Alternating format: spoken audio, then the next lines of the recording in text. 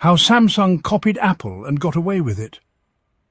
They say competition breeds innovation, but in the world of smartphones, competition also breeds lawsuits, billion-dollar fines and years of copycat accusations. Samsung and Apple, two giants in the tech world. Today, they seem like equals. Apple leads the premium space. Samsung dominates globally. But rewind the clock to 2007, and it's a completely different story.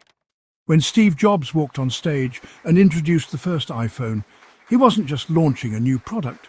He was redefining an entire industry. No keyboard, no stylus, just a big touch screen and a clean grid of icons. It was bold, it was minimal, and it instantly made everything else look ancient. Phones like the BlackBerry or the Motorola Razr, dead overnight. The world had never seen anything like the iPhone.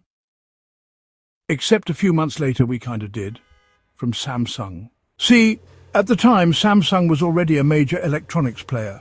They made TVs, semiconductors and yes, phones. But their phones weren't exactly winning any design awards. Flip phones, sliders, resistive touchscreens, it was the usual pre-iPhone mess. But as soon as the iPhone dropped, Samsung's phone division got to work. By 2009, Samsung was launching devices like the Samsung F700 and more notably, the Galaxy S series in 2010. Now, if you look at the Galaxy S, it's hard to miss the resemblance. Rounded rectangle, single home button, flat glass screen, icon grid. Sound familiar? Apple thought so too. In 2011, Apple filed one of the most aggressive lawsuits in tech history, suing Samsung for patent infringement. They accused Samsung of not only copying the iPhone's look and feel, but also its user interface, gestures, and even packaging. We're talking about things like bounce-back scrolling, pinch to zoom, and the spacing of app icons. And this wasn't some petty lawsuit. Apple wasn't just trying to win a court case, they were sending a message. Don't mess with our designs, don't copy our work. And if you do, you'll pay.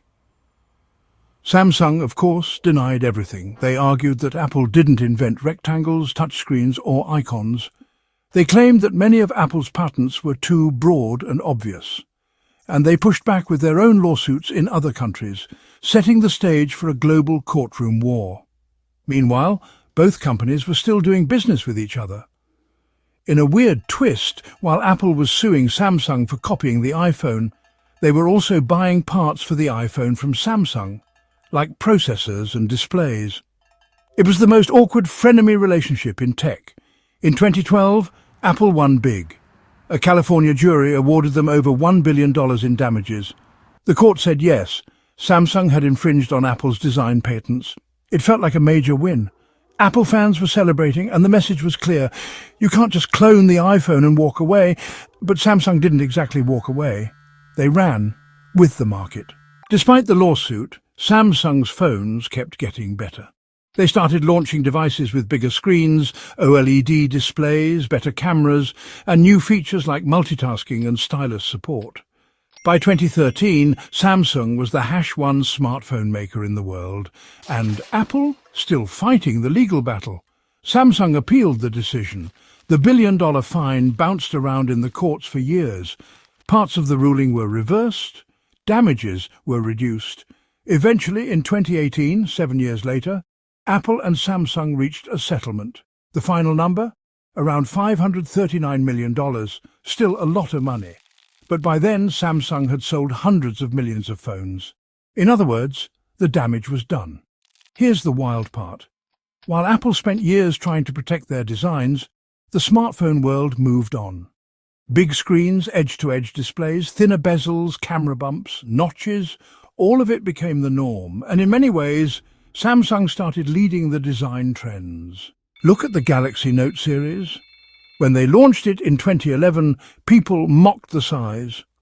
Who needs a phone that big, they said. Now, most phones are that big or bigger, or the curved edge displays, the hole punch cameras, the foldables. Samsung started doing things Apple eventually followed on, like OLED screens and larger form factors. So, let's pause and ask, did Samsung copy Apple? Absolutely. Early on, the similarities weren't just coincidence. From hardware shape to software animations, Samsung clearly took heavy inspiration from the iPhone. The courts agreed, the fines prove it, but here's the flip side. They didn't stay copycats. They evolved fast. Samsung poured money into R&D, started pushing the envelope and took risks Apple avoided. While Apple played it safe with annual refinements, Samsung was experimenting with foldables, stylus integration and ultra-wide cameras. They weren't just chasing, they were setting trends, and that's how they got away with it. They copied enough to catch up, paid the fine, and then sprinted ahead. Today, Samsung and Apple have completely different ecosystems. Samsung is all about variety. Dozens of phone models, different price tiers, experimental form factors.